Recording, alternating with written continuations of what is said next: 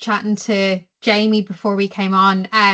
So my background is actually in education. So I work as a secondary school teacher I worked in Ireland for 10 years, and I'm now currently in the UK completing my PhD as well. And I'm also working as a coach. I was late diagnosed at the age of 30, literally just before I started my PhD. So I've kind of been on both sides of education, but also went through education as someone completely undiagnosed. So just, I suppose we'll start with the bare basics of what AI is. So AI is obviously an artificial intelligence, which we know. ChatGPT is the core server that all AI operates from. So we've got like newer ones that are coming out, so like Gemini and any of the ones that are incorporated onto WhatsApp or Instagram or anything like that. Like they all operate from ChatGPT.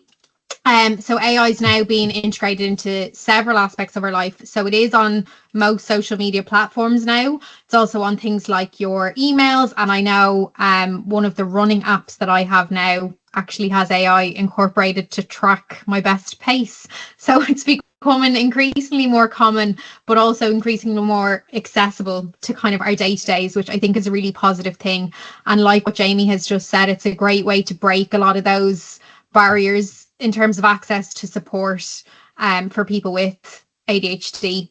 So in terms of some of the ethics around AI, I just want to touch on this. So I suppose when we consider it from an ethical perspective, there's a big conversation around this at the minute in terms of the sustainable use and kind of the correct use of AI. And I think from an ADHD perspective, we're kind of unfortunately at a disadvantage in a lot of ways. So I think an ethical use of us using it is to help us function on a day-to-day basis. So the example I have here was that trend that everyone was using to like make themselves into a doll, which I suppose from an ethical perspective, I would think is probably not the most ethical use. And if we compare that with us using it on a day-to-day to help you get through answering your emails or whatever, that's a slightly more ethical use of AI. So the environmental impact of using AI is extremely significant. So at the center of any ethical question is the question of responsibility. So how can we use AI in a responsible way, and what does that look like? So there's questions around your data as well. So just to be mindful of your giving a server essentially your data. So just to be mindful of what data you are giving away, and then from a GDPR perspective of where that data is going and what it's being used for, we're not entirely sure at the minute. So the more information you give, the more effective AI is. So there's this whole idea of like you can train your AI to kind of be better suited to you and to your learning style and to your needs, which is fantastic. But just in terms of what data you are giving it, to maybe be mindful of that. And I'll talk a little bit about this in terms of in a workplace. There's issues around what data you're sharing, and that's why there's a lot of issues around using AI in a workplace. Also, in terms of considering how often are you using it. So if it is something you're using on a daily basis, in what way are you using it on a daily basis? So I think if it's something like help me make dinner versus give me pictures of my dog doing things, like, you know, it's in terms of ethics, I think using it to help support our executive functions, I would consider it is an ethical use of AI, as opposed to making kind of gimmicky things. So the core question to always come back to is, what are you using it for and why are you using it? So if you're kind of having that ethical dilemma of using AI and is this okay or is it not, I like to always come back to those two core questions. So for me, a lot of the time I find I'm using it because my brain just cannot do what it needs to do. So a lot of the time when I travel back to Ireland, like packing my bag is a big challenge. So I might put into AI, I'm going to Dublin for 3 days. What do I need to bring? And it will give me a checklist of what I need to bring. And it just makes that whole process for me much more manageable, as opposed to being something that I could spend 2 hours looking at the floor. So I would think that's quite an ethical use of AI. So in terms of using it to support your ADHD, there are loads of different ways. So after you've considered the use of the ethics and your kind of personal kind of navigation of that ethical decision, there's lots of ways that you can be using AI. So In terms of access to support, as we know in the UK, and this has also been a learning process for me because I was diagnosed in Ireland, but it won't be accepted here. So I have to be re-diagnosed. It's a whole thing. So access to support in the UK is limited. It's also extremely difficult to get access to. As we know, there's huge waiting lists depending where you are in the country. I'm not sure what it's like in Reading. I know for me, it's eight years in Sheffield is what I was told. Yeah, so considering I already have a diagnosis, it's not ideal. Medication is also usually recommended as a main support, which may or may not suit everyone for lots of reasons. But then additionally, there are shortages across the country. So depending on where you are, depending if the right to choose is accessible or not, that's a problem that we're all kind of on that journey together. So if you are self-diagnosed or you're on a wait list, what do you currently have access to? So what supports are you using? Is there anything that you're using? So a lot of great AI tools are actually free and accessible. There are some that you can pay for. So in terms of breaking down those barriers to support, as I mentioned, ChatGPT is where it's a core server.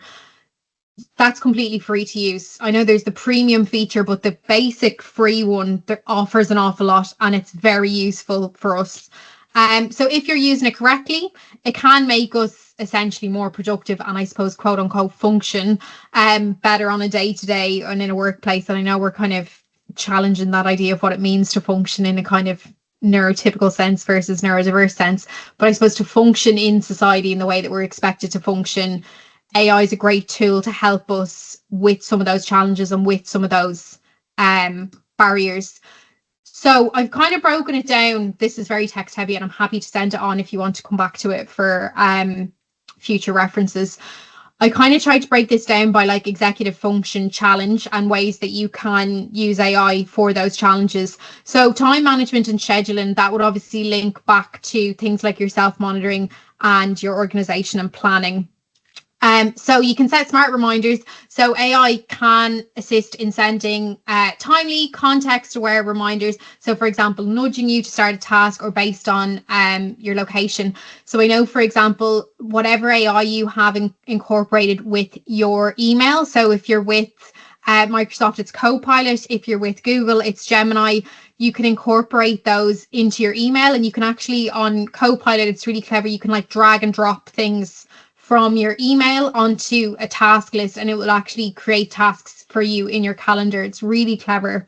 So dynamic calendaring. So AI powered tools can suggest optimal time slots for tasks based on your energy levels, task importance or previous behavior. So again, these are really nice ones that you'll see usually in workplace. So as I said, Microsoft has it that it can gauge how long it's going to take you to do a task based on what you've inputted, and then it will slot it in depending on where is best available for you in your week.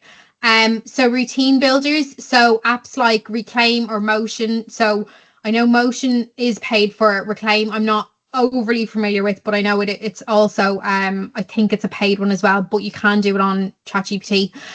Use AI to auto schedule routines and protect time for reoccurring habits. So for example, exercise, focus and work. So if you're someone who really struggles with just planning your day, planning your tasks, just that day-to-day prioritization, this is where looking at maybe paying for one of those AIs could be a really great investment.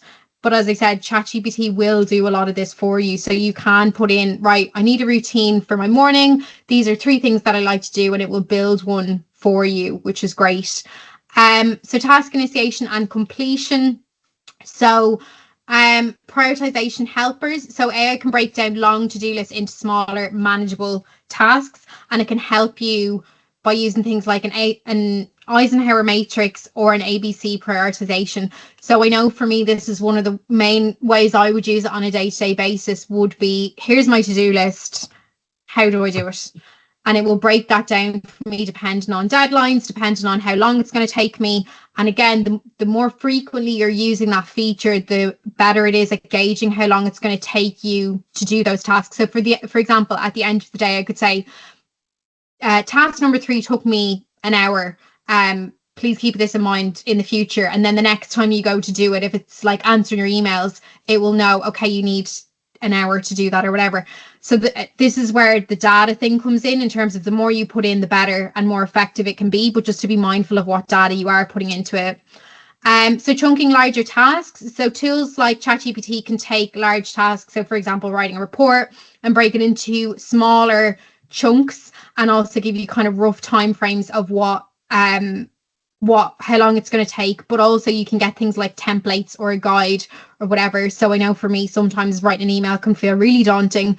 So sometimes ChatGPT can be a great way to help you. But as I said, a lot of those workplaces are going to have them incorporated into your browser. So it'll actually open on a column, usually on the right hand side, where it can see your email and help you write a response. So anti-procrastination nudges. So AI can detect inactivity and suggest just start or a 2-minute version of a task to overcome inertia. So again, this is to do with using your calendar, and the more you're incorporating this on a day-to-day basis, the more it's going to help you with those nudges and with those prompts. So gamification tools. So as we know, an ADHD brain likes novelty. We like a challenge. So AI can help you to build things like a streak, rewards, or game-like elements that kind of boost your dopamine. So I actually know someone I follow on Instagram, they're tracking their medication and their symptoms in a game on ChatGPT. So they've managed to create some sort of way to gamify their habit tracking, essentially, because she was saying, like, I'm not going to keep a spreadsheet, I'm not going to keep a journal. So she's doing it through ChatGPT, where she's logging her medication and how she is feeling. And it's just, she found it a very accessible way of keeping a record that she can go back to her GP with then and say, look, this is when it's working, this is when it's not working. So focus on attention. So you can have things like distraction blocking apps. So things like Freedom or Opal. Opal, I know, is kind of one of these really, really popular apps. Again, unfortunately, I think it is a paid app, but it will block the apps that you are most likely to be distracted by. So based on your use on your phone, it will pick up on what apps to block. So that's kind of an AI feature in it. Personalized Pomodoro timers. If you like having the tech side of things, I like a good old fashioned egg timer on my desk, but you can have personalized Pomodoro timers. And then ambient focus tools. So if you need, for example, like Spotify, I know, will create playlists for you based on kind of what you need and your habits. So you can create things like brown noise playlists and things like that to help you with your work. Emotional regulation and stress management. So mood tracking and reflection. So as I mentioned, that girl who is logging her medication and how her medication is going, you can also do things like this with your like a diary or like a journal, or just kind of, it can be a slightly more accessible way instead of tracking. So it can help detect emotional states via journaling, voice tone, or usage patterns, and suggest interventions. You can also use it, what I personally like to use it for in terms of emotional regulation, is actually getting journal prompts, but specific for someone with ADHD. So CBT prompts. So most of you may have heard of CBT. It's usually kind of the recommended form of therapy that's offered usually by the NHS, because it's quick and it's really effective. But AI can now kind of essentially mirror what CBT is, because CBT follows a really specific pattern. So if you're on a wait list for therapy, or if maybe you've gone through your time, I know it's like, I think it's like 8 sessions, 6 maybe, it's very short. But as we know, people with ADHD, we need long-term support. So this can be a really nice way to get CBT style check-ins to help you reframe kind of negative thoughts or reduce overwhelm. So this is one of the really great ways that if you can't access therapy either through the NHS, or you can't pay for it privately, ChatGPT can mirror CBT treatment. There is also, I believe, a therapy feature, like as in you can create a person that you're going to speak to, and they'll mirror like a therapist's kind of style. So I know there's a lot of conversation around that at the minute as well, in terms of how effective it is. So positive reinforcement. So as we know, particularly because of the RSD that we all kind of experience, positive reinforcement can be a great feature for AI. So companions can provide non-judgmental encouragement or validation, especially after completing hard tasks. So I know for me, like I would have put this PowerPoint in and been like, what do you think of it? And it'll say, yeah, this is great. Change this, add this. People are really going to like this or whatever. And, you know, sometimes when you just need that bit of like, okay, this is fine. It's great for that. So customization and learning. So you can use AI as a coach. So a personalized chatbot coach can simulate ADHD friendly coaching, so it can help you plan your day, set your goals, reflect on your progress, and adapt your routine. So again, this is like if you're incorporating it on like a daily basis, it's really great. So adaptive learning platform. So I'm going to speak a little bit about this in terms of how you can use it for education. If you or anyone you know is studying, and I'm saying this in like the really traditional sense, that can kind of be anything. AI can tailor the pacing, the feedback, and the structure in ways that can support your attention. So I think all of us are like learning in some way or another. So whether it's you have to get used to a new incentive in work, or you're reading an article and it might be really difficult to digest, that's a great way to use AI. And I've kind of included it in the education part of this PowerPoint, but I think you can incorporate that into any aspect of any job really. So natural language inference, so voice-based interactions with assistants. So for example, Siri, Alexa, or ChatGPT help reduce friction in task initiation or note taking. So when I'm really struggling with some like uni work, I will just use voice to text there and it'll give me feedback, and it's just a much more quicker way of doing it rather than sitting down at a desk if I'm going to struggle to sit still for an hour. Just in terms of warnings around using AI, and I know I touched on this, certain professions may have objections to using AI in work. This can be to do with the data that you're inputting. So depending on what sector you're in, or kind of maybe your clients or whoever, certain jobs are a bit funny about using AI, and it's to do with GDPR and the fact that we don't know where a lot of that data is going. So you could potentially be sharing sensitive data that you may or may not be aware of. So by using AI, you might be in breach of certain data policies. So does your institution have a guideline or policy around the use of AI? I know a lot of places are trying to kind of create them, but obviously because AI is moving so quick, it's very difficult for them to. But clarify that with whoever you're working with. So I know in an educational setting, it can be seen as plagiarism, which means it's not original work. Thus, in some instances, you may have to repeat a year, or you might be completely removed from whatever institution. I know this is a big issue at third level, that I have overheard students who have kind of plagiarized a full essay and they've been removed from the course, or they've been told they have to repeat a year and pay fees and everything like that. So just to be really mindful of how you're using it. There's currently no software that can definitively detect AI, but it can detect the probability of material being AI generated. So what that means is if you put in, like, say, for example, a cover letter, an employer can't definitely say this was generated by AI. But if they put that into AI, they would say, yeah, it's probably 90% likely that this is AI generated, but they can't definitively say. So currently there's no software that can say yes or no, but just to be very aware of that in any kind of work context. So currently the use of AI is in its infancy. So the policies have not been generated yet, and there are a lot of rumors and kind of scaremongering around this. So I know some workplaces are really reluctant to embrace it, and other workplaces are very much for it. So it depends on your kind of industry and your background. So if you are looking to use it in a workplace setting, please do seek some clarification from your managers or team leaders around, is it okay if I generate my email or whatever? Just be really, really careful, because that way at least you're backed if anyone pulls you up on it. You've had that conversation.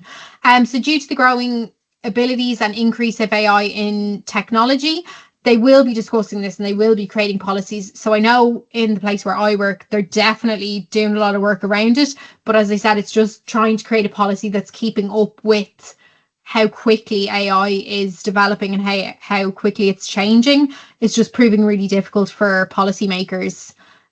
So day-to-day uses. So implementing AI to support your day-to-day challenges is a really, really simple and effective means of supporting your ADHD. So as I mentioned, with things like planning, prep, organization, those sorts of things that we are likely to struggle with, AI can be really, really good for this. So day-to-day uses. So it can help with just those executive function challenges.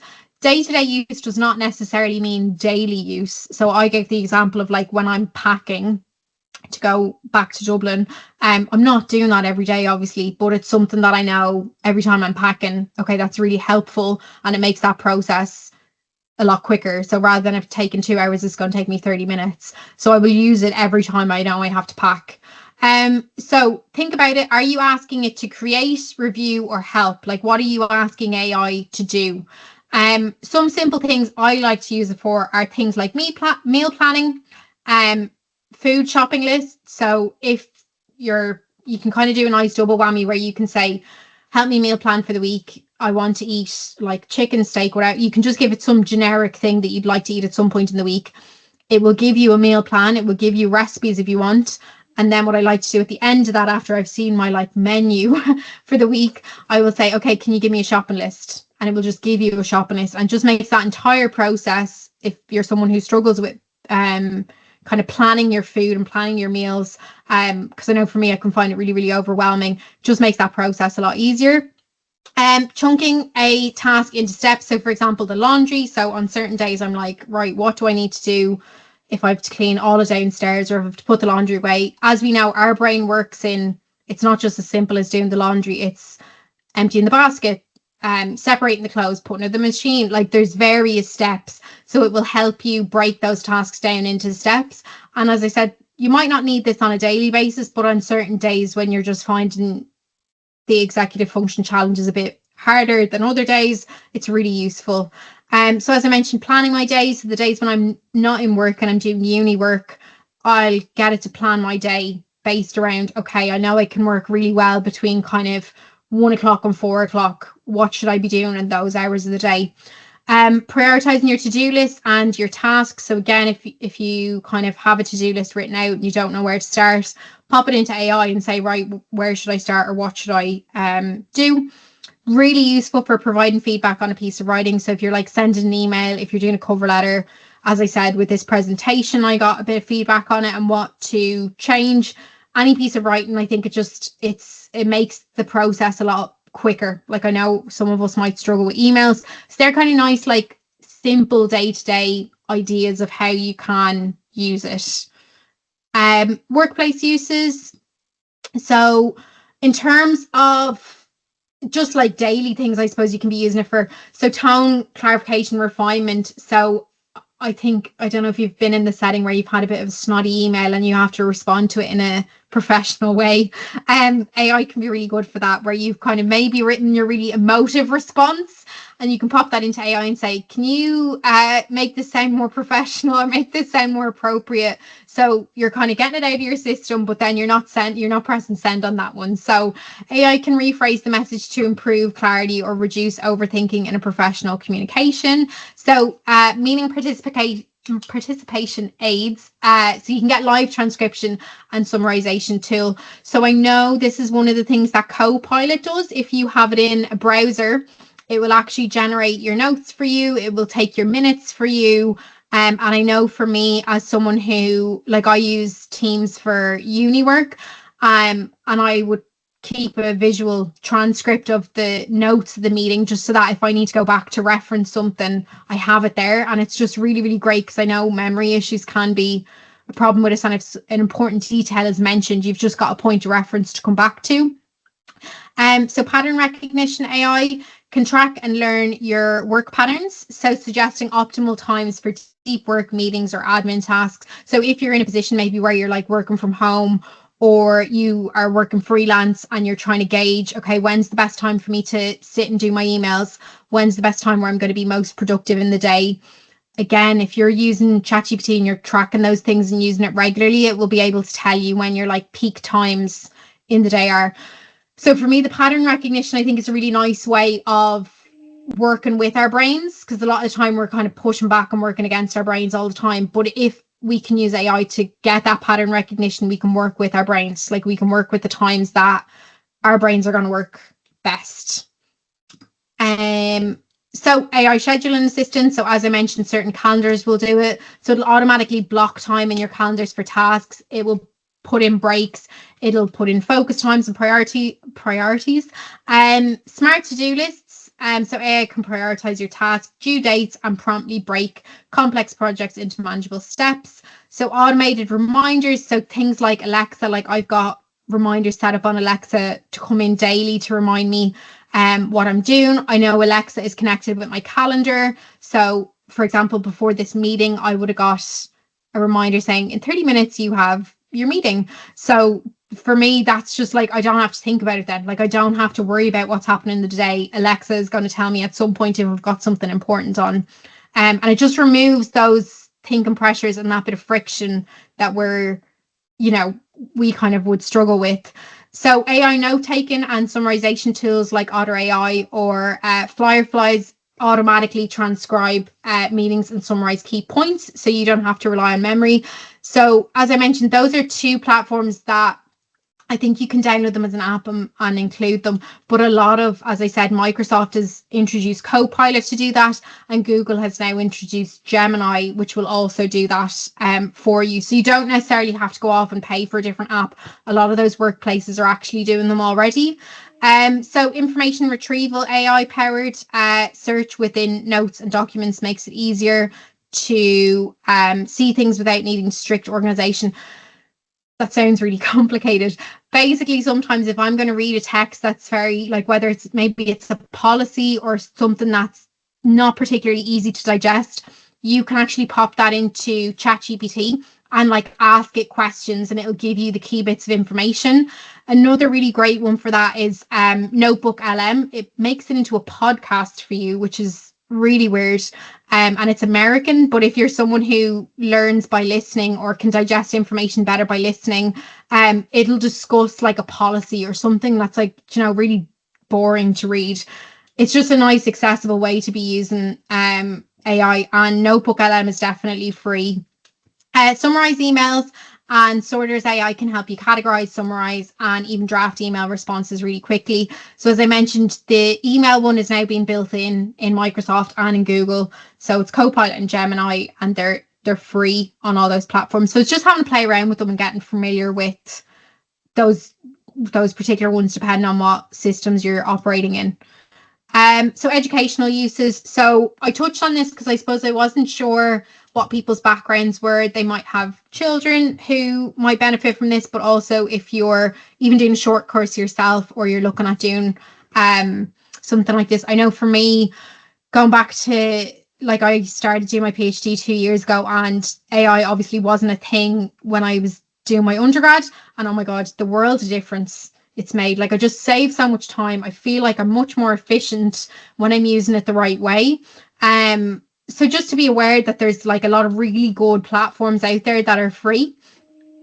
So AI can help you completely adapt your learning material to suit you and your learning. So if you are learning in any capacity, so whether this is like a course that you have to do for work, or you've decided you want to learn about whatever your hyper focus is at the minute, and reading maybe isn't the way that you're going to pick up the information.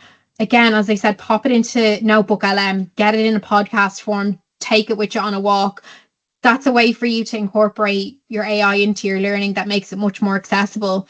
It can help break tasks into manageable chunks. So if, for example, you are given a project or something that you have to research for work, it'll help you break it down into step by step, which makes it just much more manageable for us. You've got speech to text and text to speech tools. So this can help reduce cognition load for students who are struggling with reading or writing. So again, depending on the day, like, I really enjoy writing as part of my work, but some days my brain doesn't want to do it, but I have to do it because I've got deadlines. So that text or speech to text is really, really useful because it just makes that process much easier for me rather than sitting and physically typing, because some days my brain just doesn't want to do it. So gamified learning. So AI can tailor game-based learning modules to keep attention levels high and reward sustained focus. So as we know, we're kind of that like carrot and the stick type thing. So AI can create ways to keep us kind of engaged quite nicely. Another really great one is to create templates, give feedback, and also to give a bit of guidance on work. So if you're maybe applying for a new job, or if you're having to write a report or whatever, or maybe researching something and you're not sure if your ideas are clear and coherent before you start writing, this is a really great way to use it. It'll help create smart notes to read before and after. So this is one way I use it quite a bit in like uni work. Like say if I'm reading something that's like, I don't know, legislation or something that I'm not comfortable with or confident with, I will pop that into an AI platform and say, right, can you generate notes on this for me? And I will read those notes before I read the document so that I've got a rough idea what it's about. So, you know, if you're reading something that's just real, like, I feel like I'm like that with science, reading science text as well. It just doesn't go in. Sometimes if I have those couple of points before I start actually reading it, it just makes it much more accessible. But also you can get notes after you've done your reading. A lot of them can generate specific ones. So I have a list of different AIs depending on what you need to use them for, and I'm going to put that in a blog post that I'm going to work on for Jamie, because I suppose I wasn't sure what people wanted the AI for, but I've lists of different ones that I've kind of used myself that I would recommend. But ChatGPT is the kind of core one. So how to use it? Again, I'm not 100% sure if people have played around with it, if they tried it, where they're at. So entirely depending on what you're using it for. So as I mentioned, if you're using it in a workplace, most workplaces are either operating on Microsoft, which I think is probably 90%. That has Copilot built into it now. Copilot works best when you're in your browser setting. And then the same with Google Gemini. So if you're operating on a Google system, Gemini is now built in as your AI. So that's a really useful one. And it's, again, I think just playing around with it and getting familiar with what way you want to use it. So choose the most appropriate platform for the use, for the purpose you are using it for. So I would have specific ones that I would just use for uni work that I wouldn't use on like a day-to-day basis. And that would be like, there's some really effective search engines for academic articles or whatever. I'm not going to use that on a daily basis, but if I'm looking for something really specific, rather than trawling through a library, it'll just give me it straight away. So give as much information and context as you can when you're asking the initial question. So for example, I would say, I would always add in, I'm someone with ADHD, because it will present the information to you differently if you do that. So for example, one way I really like to get my information, which you probably might tell from the slides, is I like bullet points. Ideally, I like them to be short. So AI that I use now on my ChatGPT, it knows that. So it'll give me my information in bullet points, because one of the first times I engaged with it, I said, can you give this to me in bullet points? Please make it short. I'm someone with ADHD. And now everything I ask from now on, it's super digestible for me. So I've tailored it to suit the way I want my information. So be specific. So I'm presuming I meant to say ask for the information. Ask for the information. Ask for the way you want the information. I said that backwards. Whatever way you want it. So if you like it in bullet points, or if you like it in paragraphs, I think most of us like bullet points because we don't have great patience. If you like it that way, ask for it that way, and it just makes it a lot easier. You can even ask for how many bullet points you want. So if you say, just give me 6 bullet points, what's this document about? It just makes everything so much easier. So have the information presented to you in a way that suits your brain. So as I said, if it's bullet points, some AIs are great and they'll actually give you visuals. So there's one that I use quite a bit called Napkin AI, and you can upload a chunk of text, say, for example, and ask for it in a diagram or ask for it in a graph. And that one's actually free to use as well. It can also be great if you're preparing maybe a PowerPoint and you have done your text, speech to text, and then you want like a visual to back up your PowerPoint. Like that can be just a really nice quick way to make something a little bit more interesting and engaging for us. So yeah, that's me. They're all my socials if you wanted to find me. I host a lot of free events myself, and you'll find them through Instagram.